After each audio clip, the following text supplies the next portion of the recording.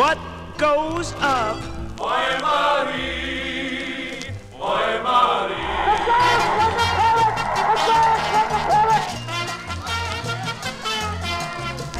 Deep in the heart of Texas. The shadow knows.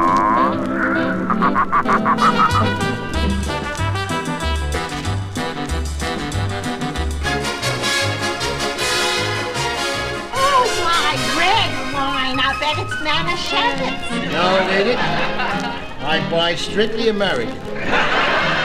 Time now for spinning my dad's vinyl. Here with all his skips, scratches, and pops is my dad, Frank Vaccarello. Thanks, sweetie. And thank you for tuning in to episode 182 of Spinning My Dad's Vinyl. My dad had plenty of records featuring large orchestras playing classical music on both 33 1/3 RPM vinyl LPs and 78 RPM shellac records. The Reader's Digest liner notes for this 7-record box set starts off, quote, "The 19th century was just opening in Vienna when the fist of an implacable genius knocked like destiny upon the doors of music," unquote. They were, of course, talking about the immortal Ludwig Van Beethoven. His symphonies live on in performances to this very day. In fact, we saw the Cleveland Orchestra perform his 5th Symphony earlier this year. So, get ready to hear the man who is said to have set music free in volume 182, Beethoven's First and Second.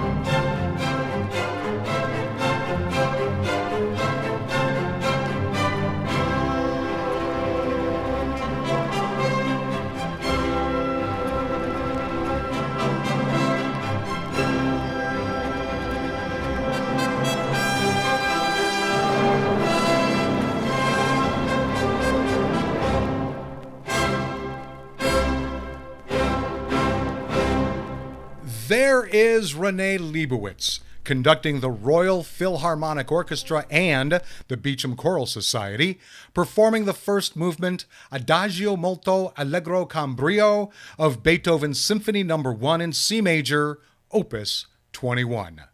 Beethoven's First Symphony, premiered in 1800, marked his entry into the symphonic world dominated by the likes of Haydn and Mozart. It showcases Beethoven's unique voice while adhering to the classical traditions. The symphony's structure, innovative use of harmonies, and dynamic contrasts signaled the arrival of a new musical force. Beethoven's ability to infuse the classical form with his personal touch was evident, foreshadowing his future revolutionary compositions. Contemporary critics had mixed reactions. While some recognized Beethoven's genius, others found his bold departures from established norms perplexing. Critics noticed his adventurous use of harmony and unexpected modulations, which deviated from the more predictable structures of his predecessors. However, the symphony generally was well received, establishing Beethoven as a promising composer in Vienna's competitive musical landscape. Modern critics view Beethoven's First Symphony with great appreciation, recognizing it as a pivotal work in the transition from the classical to the Romantic era. They admire its originality and the way it hints at Beethoven's later, more radical innovations. The symphony is often praised for its craftsmanship and the subtle yet significant ways it pushes the boundaries of the classical symphonic form.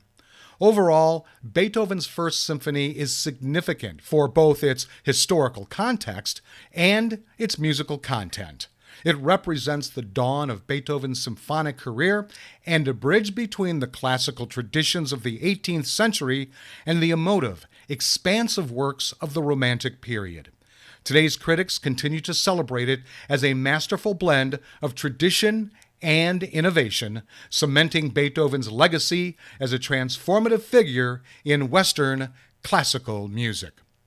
Okay, why this record for this episode?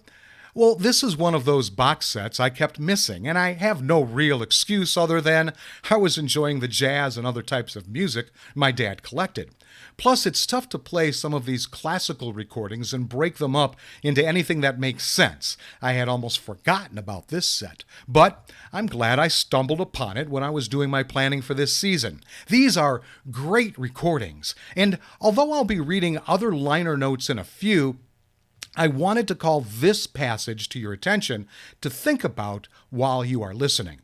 The recording director for the album and the author of several pages of liner notes, Charles Gerhardt, was recalling a meeting with Lebowitz as they were trying to decide on the conductor, or the prince, as Gerhardt was calling this person. They were going over Beethoven's music when he picks up with this quote from Lebowitz. "Have you ever noticed, right at the beginning of Beethoven's Fifth, which is about the most performed piece of music in the world, that this bar is never correct? And here, unquote.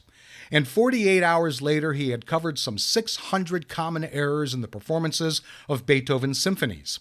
After 6 months of conversation and correspondence, it was clear we had found the right prince to act, and there was no reason not to do the play."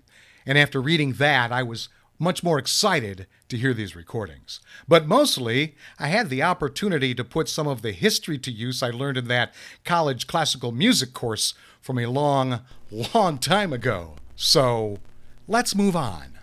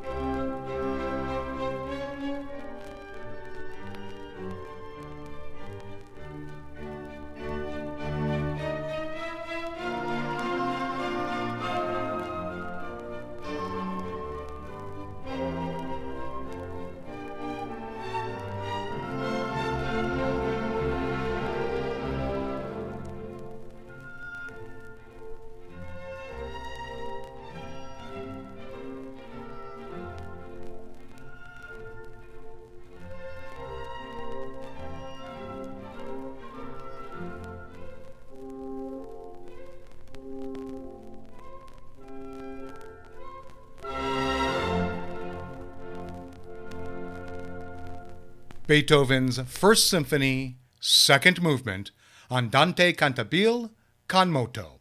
Now, to keep this episode within a reasonable length, that is all we will be hearing from Beethoven's First Symphony. Yes, Beethoven was already gaining recognition before the premiere of his First Symphony in 1800. His reputation was primarily built on his prowess as a pianist and his compositions for the piano. Beethoven moved to Vienna in 1792, and by the mid-1790s he had established himself as a virtuoso pianist known for his improvisational skills and expressive playing. Several key works contributed to his growing fame during this period. Piano sonatas. Beethoven's early piano sonatas, such as the Pathetic Sonata Opus 13, published in 1799, were well received and showcased his innovative approach to form and emotional depth. These works highlighted his technical skill and ability to push the boundaries of the instrument. Chamber music. Beethoven's early chamber works, including his string quartets Opus 18 and piano trios, demonstrated his compositional talent and gained him further acclaim. These pieces showed his mastery of classical forms while hinting at his future innovations. Public performances. As a performer, Beethoven was renowned for his improvisations at the piano, which were a major attraction at Vienna's salons and concerts. His ability to captivate audiences with spontaneous, complex musical ideas helped solidify his status as a leading musician of his time. Therefore, by the time Beethoven's First Symphony was premiered, he was already a prominent figure in Vienna's musical scene, known for his extraordinary abilities as both a pianist and a composer. This existing fame helped ensure that his first foray into the symphonic genre was met with significant interest and anticipation. Okay, let me tell you about my dad's vinyl I have chosen for this episode.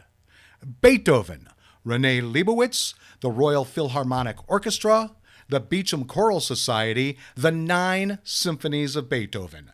It's on the Reader's Digest label, number RD 4 through 6, also RCA custom label, RD 4 through 6, 1 through 7. It is a 7 vinyl LP box set format, released in 1966. Its genre is classical, and its style is romantic choral. We will hear 5 of the 8 movements from the first record, which includes symphonies number 1 and 2. Now, there are extensive liner notes inside the front cover of the box set, and there is a very extensive 20-page booklet included with the set, and I want to read a couple paragraphs from that booklet. In the 9 symphonies of Ludwig van Beethoven lies the heart of every orchestra's repertory. They represent the peak of man's achievement in the realm of symphony. No composer has equaled, duplicated, or even approached them. In his symphonies, Beethoven established a precedent that remains unbroken. Other composers have written more symphonies than Beethoven. Others have written longer symphonies. Others have written symphonies for larger orchestras with bigger choruses and more soloists. But none of them has diminished Beethoven's stature in the slightest. The 9 still reign supreme. Beethoven was and remains the master of the incredible world of music. His symphonies are his proclamations to every ear and heart and mind. They say, in effect, quote, "Listen and you will suddenly understand what great music is," unquote. To be familiar with Beethoven's 9 is like being close to Shakespeare's plays or Michelangelo's statues. They are the best of their kind and served as a model for all artists who grew to maturity after Beethoven's death. But surely the word death is inappropriate. No man dies who leaves behind him works that live. The 9 symphonies of Beethoven are as alive today as they were the day they were first heard. And that was written 58 years ago, and it's still true today. Okay, let's see what prices this record is being sold at on Discogs.com. $59.99 for a high and a $10 low. for a $30.16 average and a $25 median. It was last sold on Discogs on May 31st, 2024 for $28.05. eBay had copies up to $80 and Amazon had copies in the $14 range. Now, my dad's records in this set are in fair condition.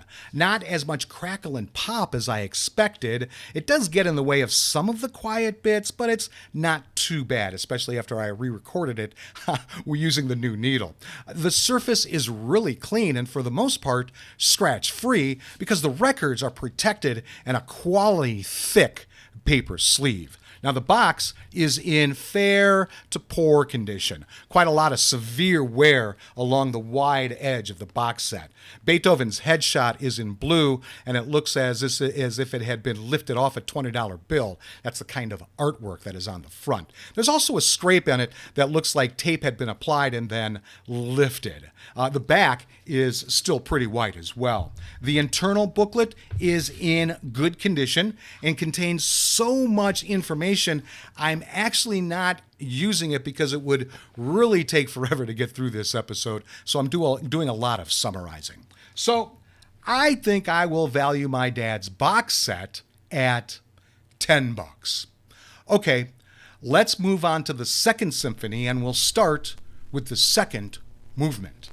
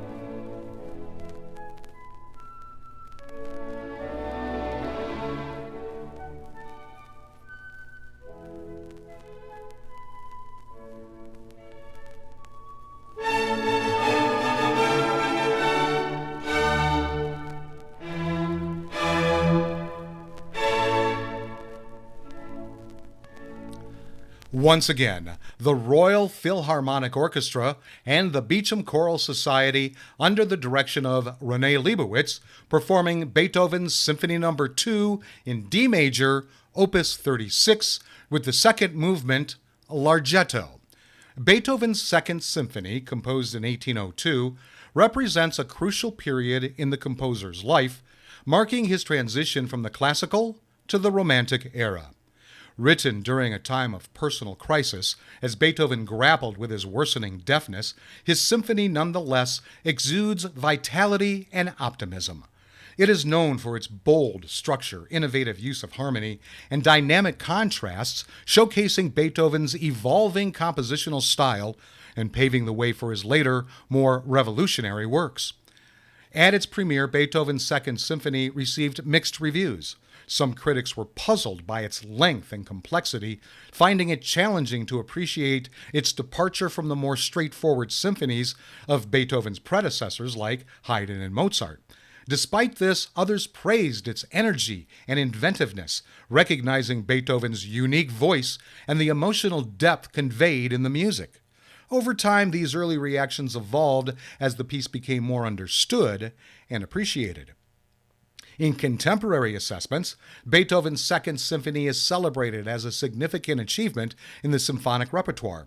Modern critics appreciate it for its intricate orchestration and the way it blends classical forms with Beethoven's emerging romantic sensibilities.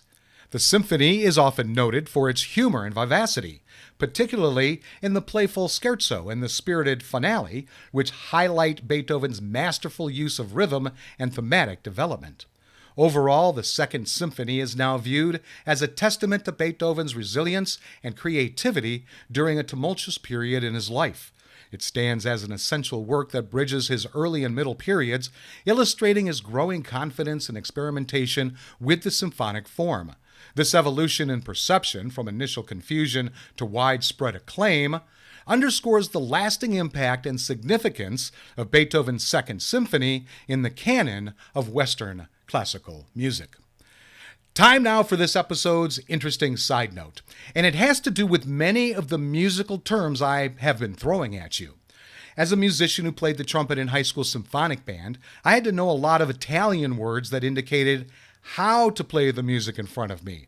Now, I've discussed pianissimo for playing softly or forte for playing loud, but each of the movements in most classical music tell you how to play the music in the title of that movement. Adagio means slowly. Andante means walking speed or moderately slow. Allegro is fast. Cantabile means in a singing style. Con brio means with vigor. Con moto means with movement. Larghetto means rather slow. Molto means very or much. Vivace means lively. Scherzo means joke or jest. It's a movement in a piece generally light and humorous in nature. So, for example, the first movement you heard is Adagio molto allegro con brio. It started out very slow, then used an accelerando to music that is fast with vigor. Now, the meaning and significance of opus is a little more in-depth. I will try to put it as simply as possible for now. An opus, often abbreviated as just OP, is a term used in music to denote a specific work or set of works by a composer, usually numbered in the order of publication. It helps to catalog and reference the pieces, making it easier to identify them. For example, Beethoven's Symphony No. 5 is also known as Opus 67, indicating it is the 67th piece in his catalog, but they are not necessarily numbered in chronological order. Now, I will cover the word opus much more in depth in a future Beethoven episode. Interesting side note. So, up next is the shortest of all the movements on this record, so I thought I would add it to the mix.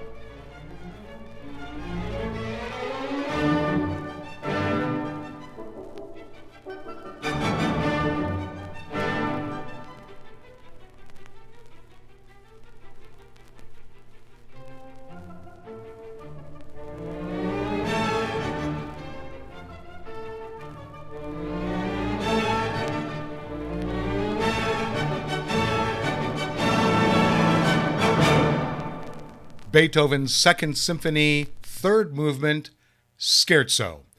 Well, I hope you enjoyed this episode as much as I enjoyed bringing it to you. Of course, I'm mostly familiar with the 5th and ninth symphonies from Beethoven. We didn't play much of that long-haired music, as people called it, while I was in high school symphonic band. But I know we did some classical composers' music that was arranged for marching band. I have seen Beethoven's music performed. My girlfriend's Christmas gift to me this past year was tickets to see the Cleveland Orchestra in the beautiful Severance Hall perform Schubert's Third and Beethoven's Fifth. I was so mesmerized by the fifth, I didn't realize 23 minutes had passed when everybody started applauding. Okay, let's finish this up. If my Italian is right, this final movement should be very fast.